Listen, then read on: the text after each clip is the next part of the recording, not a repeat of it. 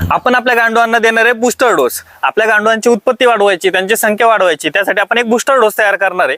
तर तो द्यायचा कसा आणि त्यासाठी काय काय वापरणार हे तुम्हाला सांगतो।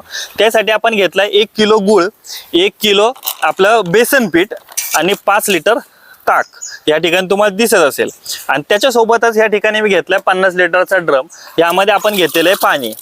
आता ह्याच्यासाठी आपल्याला करायचं आहे काय, 1 किलो गूळ आपण पाण्यामध्ये मिक्स करणार पूर्ण, आणि हा पूर्णपणे बारीक केलेला आहे आपण गूळ, तर हा पाण्यामध्ये मिक्स करणार।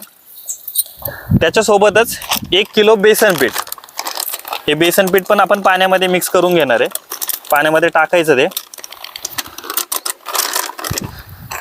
आता हे टाकून झाल्यानंतर हे आहे 5 लिटर ताक, तर हे ताक पण आपण पूर्णपणे पाण्यामध्ये मिक्स करणार आहे। आता मिक्स करून झाला की ह्याच्यानंतर आपण घेतली एक काठी, हिचा वापर करणार आहे आपण स्टरर म्हणून। तर हे स्टरर म्हणून पूर्णपणे आपण हलवणार। हे कशासाठी करायचं, हा बूस्टर डोस आपल्याला करायचा आहे कशासाठी, आता हे मी हलवून पूर्णपणे एकजीव करतोय।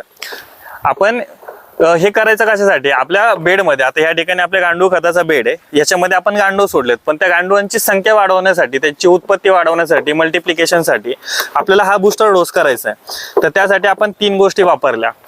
त्यासाठी आपण वापरला गूळ, दुसरा वापरला बेसन पीठ आणि तिसरं वापरलं ताक।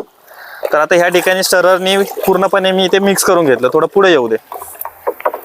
आता ह्या ठिकाणी तुम्हाला दिसत असेल की थोड्याशा आहे ना बेसन पिठाच्या गिठोळ्या वरती राहिल्यात, पण बाकीचं सगळं मिक्स झालेलं आहे प्रॉपरली।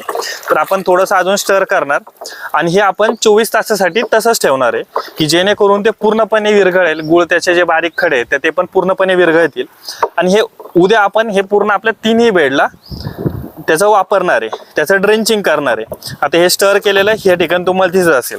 आता ह्या ठिकाणी हे आपले 3ही बेड आहे, या ठिकाणी तुम्हाला 3ही बेड दिसत असेल। तर या 3ही बेडला जेवढं लागणार आहे, आपण 50 लिटरचा ड्रम घेतलाय ना, तर त्याचं उद्या ड्रेंचिंग करणार, या सगळ्यांवरती आपण स्प्रेड करून टाकणार। तर ते स्प्रेड करून कसं टाकायचं याची व्हिडिओ मी तुम्हाला पुढच्या यामध्ये दाखवेल। तर हे आपल्या गांडूळांच्या उत्पत्तीसाठी बूस्टर डोस आहे, आणि पुढचा पाठ बघण्यासाठी आपल्या कृषी दूत केतन चॅनलला नक्की सबस्क्राईब करा।